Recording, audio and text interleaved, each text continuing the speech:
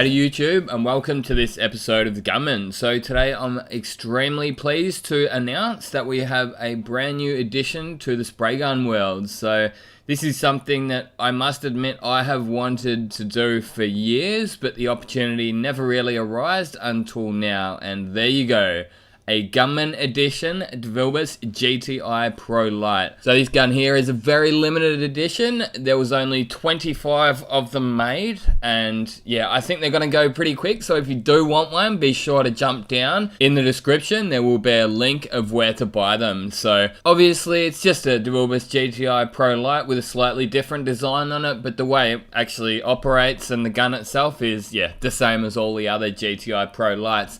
On the topic of Gunman merch, there we go. There's actually a new spray suit which is going to be on the way very soon. I believe they're not quite finished making them yet, but I will do a specific video on the Gunman spray suits because there's actually a couple of different designs, and I actually had them add a couple of little features to the spray suit. There was a couple of things I personally didn't like about the Collad bodyguard spray suit, so I had them alter them a little bit just to make it a little bit more like something that I would actually like to wear in the spray booth. It's just, yeah, a couple of little comfort things, and I'll go through that in more detail when we do get the finalized version. But I must admit, I've been really enjoying using that suit, and they definitely get a couple of big thumbs up from me. There's just, as I said, a couple of little things before we actually get them in stock. So yeah, we're here for the Pro Lite. So as you see, a really nice large size fan, nice and even fan, and yeah, this is the TE20 as you probably noticed. So recently I ended up getting the TE10 air cap again. It's an air cap that I have used in the past, but I don't use most of the time. As you guys probably already know, TE20 is my go-to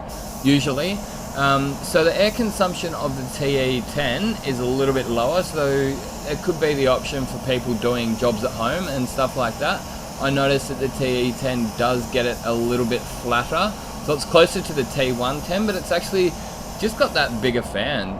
Honestly, I used the T110 recently as well, and then I used the TE10, then obviously I always use the TE20. And personally, I'm not the biggest fan of the T110. I find it's a little bit restricting. The fan's a little bit too small for me. So yeah, if I want to go for dead flat finishes, I'll probably go for the TE10 over the T110. I know that you can get really nice, slick, smooth finishes with the T110, but personally, I prefer the speed of the TE20, or at least even the TE10, because it's got a slightly larger fan on it. Now it's worth keeping in mind, if paint consumption is an issue for you and replication of OEM finishes is something that you are interested in, if you are a daily or a finisher like myself, it's probably a good idea to start with the TE20, and that's the way I sort of recommend it. If you're a DIY home guy, hobbyist, look at getting the TE10 or even T110 if you can get it. But if you're a daily or a finisher like myself, I'd probably start with the TE20 1.2, 1.3, because these days the Pro Lites do actually come with 2 fluid tips. So I'm pretty sure they all come with 2 fluid tips, so I'd say for most people you want 1.2, 1.3. 1.4 is going to be overkill for most people unless you're in extremely hot or humid environments and you really need to get a lot of material on really quick.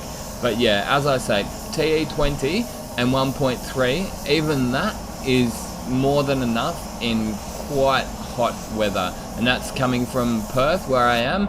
Most of the time we do have a fairly warm environment. However, we do have a winter. We do actually get cold days, believe it or not, over here in Perth. But on the other hand, a lot of the time it's going to be above 25 degrees when I'm spraying. So I do still need to get a nice amount of material on. So yeah, as I say, 1.3 is usually a good all-rounder. You know, you could go, if you found that you were getting too much material on, you were getting runs and stuff like that during your winter, maybe drop it down to the 1.2. But as I say, it's probably more the humidity, like extreme humidity, you might want to go with the 1.4. But yeah, most cases I'd say if you got the 1.3, 1.4 set up with your Pro Lite, the 1.4 would just sit there because it's just overkill for the gun. I know some people criticize the Pro Lite for being slow. I personally totally disagree. and there's only so fast that you want a gun. You still need a bit of control. Like, look at the speed that I'm going over that panel there now, and I don't class that as being slow. You still want to be able to watch what you're doing and have a bit of control over the clear coat and how it goes on. So much faster than that, and you're sort of in the territory of why do you want it so fast? You know, are you just doing industrial finishes? Yeah, well, if you're just doing industrial finishes and you're working with really thick materials, yeah, go for it, man. You know, go for the 1.4, go for speed. But in my instance, when I'm doing automotive refinishing, I reckon 1.3 all year round. As I say, if you're maybe a little bit less experienced, if you're an apprentice and you are getting runs, or if you're new into your trade and you are getting runs, maybe try the 1.2. I know there was one point in my trade when I was honestly looking at leaving. I was seriously reconsidering, should I even be in this trade anymore, because I was just getting runs in every single job. I was working back there in Melbourne, and it was a winter, I do remember that, and I was not far out of my trade, so I'd still actually finish my apprenticeship, so I was still learning, obviously, but I was spraying daily. I was expected to, you know, paint my own jobs. I wasn't an apprentice anymore. And then I had this tradesman say to me, I said to him, man, I'm looking at getting out of this trade. I want to get into the building industry, maybe, I don't know, maybe a plasterer or whatever. I'm glad I did stay in. And I had this one guy, and he said to me, he said, wind your fluid in, man. Wind it right in and then come out 2.5 turns. Now it seems like such an obvious thing to myself, but back then when I was taught, I was just taught to spray flat out. You know, there was, as far as I was concerned, there was no other setting. I probably wouldn't have even thought of it. As I say, it seems a bit stupid looking back on it, like how did I not think of that?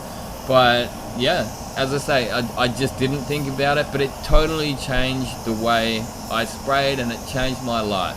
I can tell you now, I was getting some brilliant finishes and I was happy, and yeah, it just changed my life and changed my career. That one little piece of information. And I'm sure I probably had the same impact on a lot of other people. I know lots of people seem to say that they've got a lot of advice out of my videos. I guess that's why I approach my videos as if I'm talking to someone who doesn't know anything. So, I mean, I don't treat my audience like idiots, obviously, because you aren't, but I still understand that just because you don't know something doesn't mean you're stupid. You get some people, and like, you'll read these comments, and some people just treat people that don't know something as if they're idiots, and I just sit back and I think, man, there's plenty of things that you don't know that he would know, or he or she would know. Just because they don't know this doesn't mean they're stupid, you know what I mean? So yeah, I guess that's the best way to approach a tutorial video. Treat it like you've got to explain the entire process to someone who doesn't know what they're on about. Now, there's going to be some of those things that are going to go over their head. You know, they won't understand some of the more technical things. But as they get the earlier things, like the more basic things, well, then the more technical things may actually start to make sense. One of those things that I'm kind of talking about, and I experienced this myself, I totally didn't understand what HVLP meant back in the old DeVilbiss GTi days, which I believe were the DeVilbiss Millennium or something like that, the blue guns in America. But yeah, in Australia we had a gun called the DeVilbiss GTi. They had the 110 air cap on them most of the time, but there was always like a 105 air cap kicking around. They were the HVLP caps of the day, and I could just never get them to work. They just put it on really thick and orange peely, because I thought the LP meant you meant to spray it with low pressure. But I think what it means now, what I think it means, is low pressure compared to the old conventional spray guns. So back in the really old days, they used to spray with these suction fed guns, and they'd be spraying them at like 45, 50, even 60 psi, I've heard. So, you know, 29 psi, yeah, that's low pressure. But compared to the guns that I was used to, which was like the 110 air cap, you could spray that at 20, 25. So to me, it was actually higher pressure. That's why it really took me a bit of time to get my head around the initial why it was even called a HVLP. So I obviously understand the high volume part now a little bit better, and I have gone through that in other videos. So basically, if you look at the air cap of a HVLP air cap, it's going to have a larger diameter hole, and I have showed that in some other videos. But yeah, that's just a little bit of a rant about air caps there, guys. Another thing worth keeping in mind is the more air So the higher air consumption an air cap has, or a spray gun has, the less paint it will use. So it's throwing out more air, so the paint will obviously follow the air, and then it'll atomize it thicker and it'll get more onto the panel and it'll get less overspray. So yeah, that was a good rant about air caps and fluid tips and what gun you should get, I guess. I hope you did enjoy listening to that, but here's a look at my initial reaction. Just have a look at that, man. Have a look at that gun. And have a look at that finish, man. That is just, that's why I love this spray gun. It's so rewarding. So rewarding.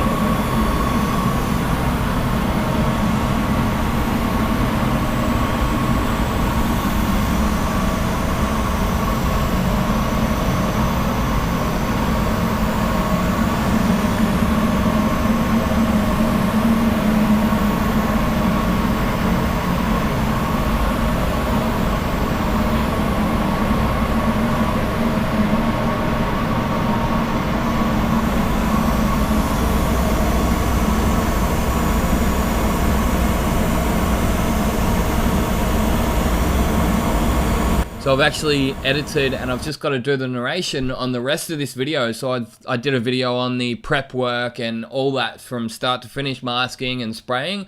So I'll actually be getting that one uploaded in the next month or so. So that's something to look forward to. Be sure to subscribe if you're not already. As I say, get in and get one of those Gunman guns because I think they will go fast. Until next time, get out there and paint some shit. Gunman out.